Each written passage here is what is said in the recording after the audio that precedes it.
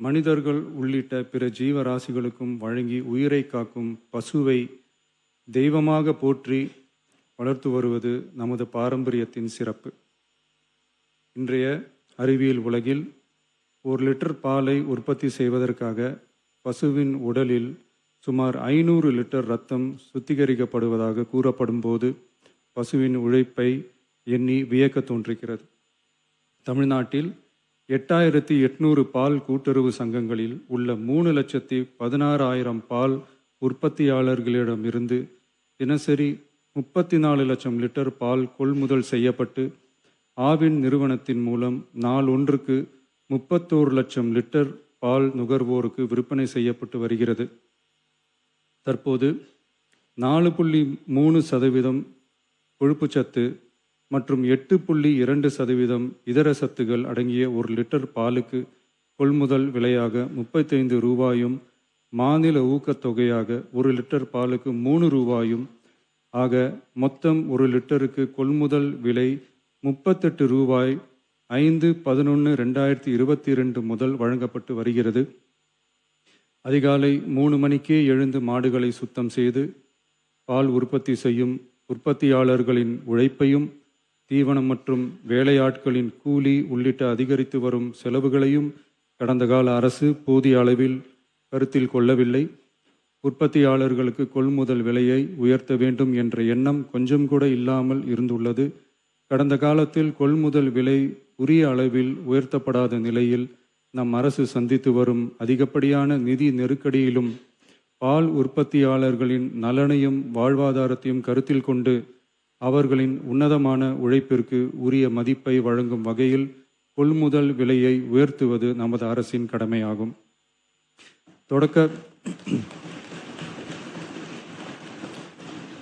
தொடக்க பால் உற்பத்தியாளர்கள் கூட்டுறவு சங்கங்களில் பால் வழங்கும் 3,16,000 மேலான பால் உற்பத்தியாளர்கள் பயனடையும் வகையில் பால் கொள்முதல் விலையை லிட்டர் ஒன்றுக்கு கூட்டுறவு சங்கம் மூலமாக 1 ரூபாய் உயர்த்தவும், மேலும் அரசு ஊக்கத்தொகை 3 ரூபாயிலிருந்து 5 ரூபாயாக உயர்த்தவும் ஆக மொத்தம்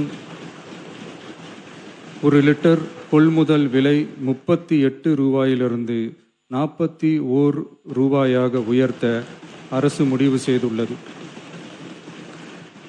இந்த கொள்முதல் விலை உயர்வால் கூடுதலாக ஒரு மாதத்திற்கு ரூபாய் 30 கோடியும் ஒரு ஆண்டிற்கு 360 கோடியும் செலவாகும்.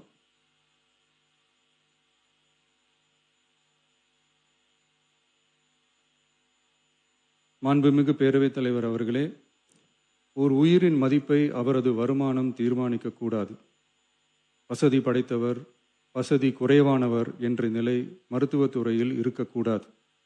அனைவருக்கும் சமமான மருத்துவ சேவை எளிதாக கிடைக்க வேண்டும் என்பதில் நமது அரசு உறுதியாக உள்ளது. மருத்துவம் என்பது சலுகை அல்ல, ஒவ்வொரு மனிதனின் அடிப்படை உரிமை. ஒரு மனிதனின் உயிரை காப்பாற்றுவதில் தாமதமாகும் ஒவ்வொரு நொடியும் மிக கொடியது.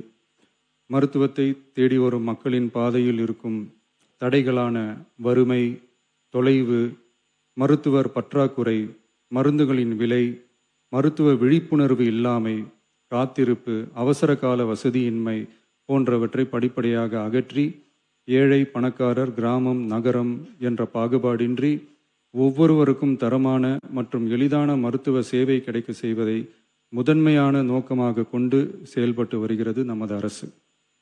மாண்புமிகு பேரவைத் தலைவர் அவர்களே, மருத்துவம் மற்றும் மக்கள் நல்வாழ்வு துறையில் சில அறிவிப்புகளை சட்டப்பேரவை விதி 110 கீழ் இன்று வெளியிட விரும்புகிறேன். வடசென்னை மக்களுக்கு உயர்தர மருத்துவ சேவை எளிதில் கிடைக்கும் வகையில் பெரம்பூரில் ரூபாய் 300 கோடி மதிப்பீட்டில் 400 படுக்கைகள் கொண்ட உலக தரத்திலான பன்னோக்கு உயர் சிறப்பு மருத்துவமனை அமைக்கப்படும்.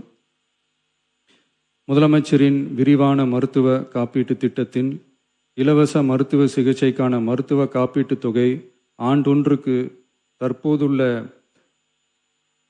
5 லட்சத்திலிருந்து ரூபாய் 25 லட்சமாக உயர்த்தப்படும்.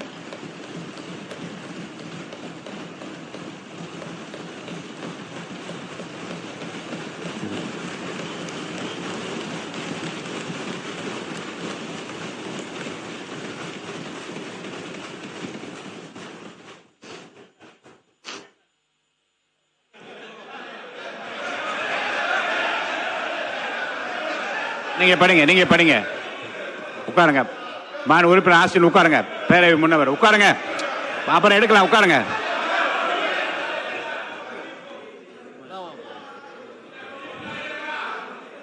நீங்க தொடர்ந்து படிக்கலாங்க. இருங்க. மாண்பு முதலமைச்சர். திருநங்கையர்களுக்கான மருத்துவ மற்றும் அறுவை சிகிச்சை சேவைகள் கூடுதலாக சென்னை, ஸ்டான்லி, திருநெல்வேலி, தூத்துக்குடி, செங்கல்பட்டு, திருவாரூர், தருமபுரி மற்றும் கன்னியாகுமரி ஆகிய 7 அரசு மருத்துவக் கல்லூரி மருத்துவமனைகளில் முதலமைச்சரின் விரிவான மருத்துவ காப்பீட்டு திட்டத்தின் கீழ் வழங்கப்படும்.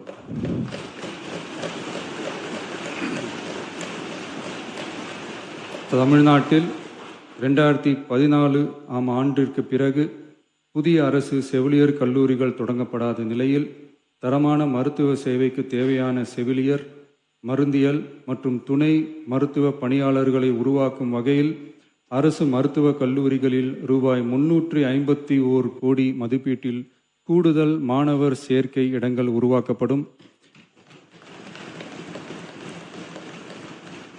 7 புதிய அரசு செவிலியர் கல்லூரிகள் தொடங்கப்பட்டு 660 பிஎஸ்சி செவிலியர் மாணாக்கர் இடங்கள் உருவாக்கப்பட்டு ஏற்கனவே உள்ள செவிலியர் கல்லூரிகள் மற்றும் செவிலியர் பள்ளிகளில் கூடுதலாக 1925 கூடுதல் மாணாக்கர் இடங்கள், இயன்முறை மருத்துவம் உள்ளிட்ட 12 துணை மருத்துவ படிப்புகளில் 2778 மாணாக்கர் இடங்கள்,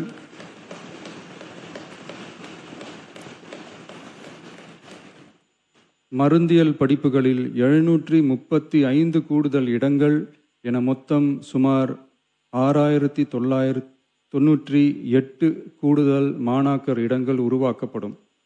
தமிழ்நாட்டில் அதிகரித்து வரும் புற்றுநோய்களை தடுக்கவும் தரமான சிகிச்சை வழங்கவும் முதலமைச்சரின் புற்றுநோய் பராமரிப்பு இயக்கம் சீஃப் மினிஸ்டர்ஸ்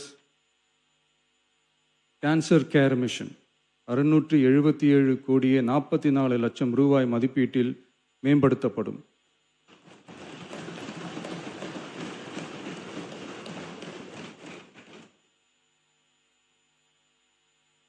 சென்னை ராஜீவ்காந்தி அரசு பொது மருத்துவமனையில் 471 கோடியே 80 லட்சம் ரூபாய் மதிப்பீட்டில் G+14 தளங்களுடன் ஒருங்கிணைந்த புற்றுநோய் சிகிச்சை பிரிவு அமைக்கப்படும். மேலும் 5 மண்டல புற்றுநோய் மையங்கள் regional cancer care centres Thanjavur, Coimbatore, Madurai, Tirunelveli மற்றும் விழுப்புரம் ஆகிய மருத்துவக் கல்லூரி மருத்துவமனைகளில் நிறுவப்படும். முதற்கட்டமாக மதுரை ராஜாஜி மருத்துவமனையில் ரூபாய் 84 கோடியில் G+8 தளங்களுடன் மண்டல புற்றுநோய் மையம் தொடங்கப்படும். ரோபாட்டிக் அறுவை சிகிச்சை லீனியர் ஆக்சிலரேட்டர் லீனாக், கதிர்வீச்சு, நவீன கருவிகள், இலக்கு மற்றும் நோய் எதிர்ப்பு சிகிச்சைகளுக்காக அரசு மருத்துவக் கல்லூரி மருத்துவமனைகளுக்கு 106 கோடியே 17 லட்சம் ரூபாய் வழங்கப்படும். மருத்துவர்களுக்கு பயிற்சியும் நோயாளிகளுக்கு ஊட்டச்சத்து ஆதரவும் 2 கோடியே 77 லட்சம் ரூபாய் அளிக்கப்படும். மேலும் தருமபுரி, விழுப்புரம், திருவண்ணாமலை, பெரம்பலூர் மற்றும் அரியலூர் ஆகிய மாவட்டங்களில் 1.22 லட்சம் பெண்களுக்கு 8 கோடியே 70 லட்சம் ரூபாய் மதிப்பீட்டில் HPV DNA பரிசோதனை மேற்கொள்ளப்படும். மொத்தம் 673 கோடியே 44 லட்சம் ரூபாய் மதிப்பீட்டில் புற்றுநோய் தாக்கத்திலிருந்து மக்களை காக்கும் வகையில் பல்வேறு பணிகள் மேற்கொள்ளப்படும்.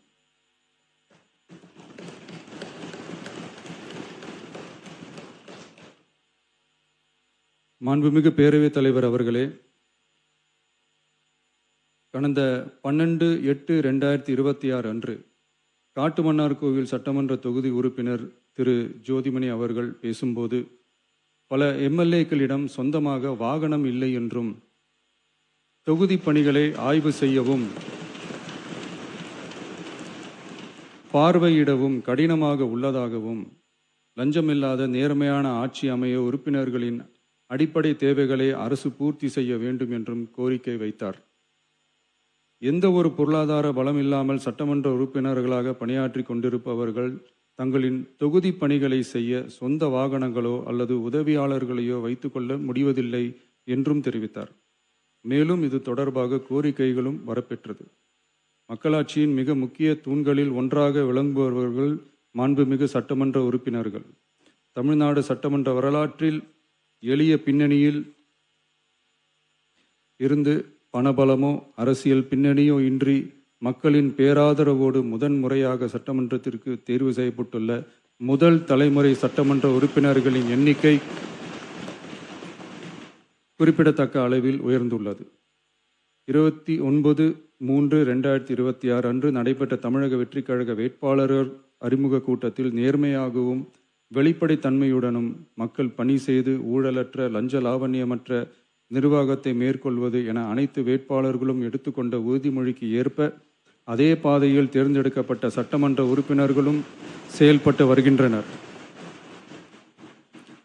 மக்களுக்கான நிர்வாகம் நேர்மையின் பாதையில் என்ற அடிப்படையில் லஞ்ச லாவண்யமற்ற நேர்மையான மற்றும் வெளிப்படையான நிர்வாகத்தை அடித்தட்டு மக்கள் வரை கொண்டு சேர்க்கும் நோக்கில் தமிழக வெற்றி கழக அரசு செயல்பட்டு வருகிறது. தங்களது தொகுதி மக்களின் குறைகளை கேட்டறியவும் அரசு திட்டங்கள் மக்களை சென்றடைவதை கண்காணிக்கவும் தங்களின் தொகுதி முழுவதும் தொடர் பயணங்களை சட்டமன்ற உறுப்பினர்கள் மேற்கொள்ள வேண்டியுள்ளது.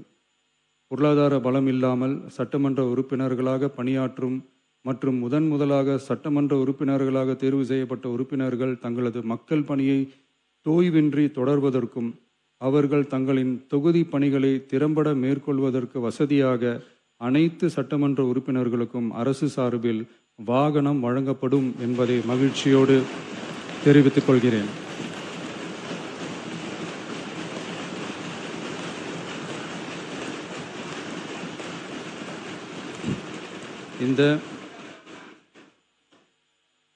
இந்த அறிவிப்பு சட்டமன்ற உறுப்பினர்கள் தங்களின் பயண தேவைகளுக்காக பிறரை சார்ந்து இருப்பதை தடுத்து அவர்கள் எவ்வித சமரசமும் இன்றி சுதந்திரமாகவும் நேர்மையாகவும் தங்களின் தொகுதிக்கு உட்பட்ட கிராமப்புற மற்றும் தொலைதூர பகுதிகளுக்கு எளிதாக பயணம் செய்து தொகுதி முழுவதும் உள்ள மக்களை நேரடியாக சந்தித்து அவர்களின் குறைகளுக்கு தீர்வு காண வழிவகுக்கும். அதோடு மட்டுமின்றி சட்டமன்ற உறுப்பினர்களின் பொருளாதார சுமையை குறைத்து கடைக்கோடி மக்களுக்கு லஞ்ச லாவண்யமற்ற நேர்மையான மற்றும் வெளிப்படையான நிர்வாகத்தை அளிக்கவும் உதவும்.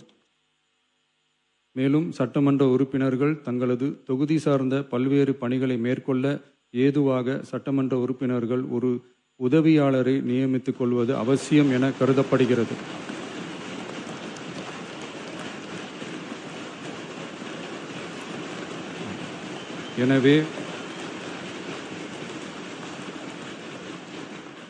எனவே சட்டமன்ற உறுப்பினர்களுக்கு அரசு வாங்கி வழங்கும் வாகனத்தை பராமரிக்கும் விதமாக வாகனத்திற்கு ஓட்டுநர், எரிபொருள், வாகன பராமரிப்பு உள்ளிட்ட செலவினங்களுக்காக மாதந்தோறும் ரூபாய் 75,000 வாகன படியாகவும்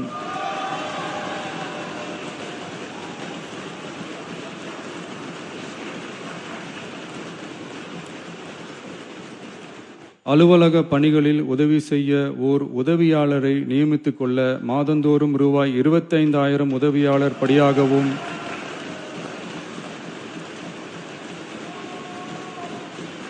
வழங்கப்படும். இதற்காக உரிய சட்டத்தில் திருத்தங்கள் மேற்கொண்டு ஆணைகள் வெளியிடப்படும் என்பதையும் தெரிவித்துக் கொள்கிறேன். நன்றி.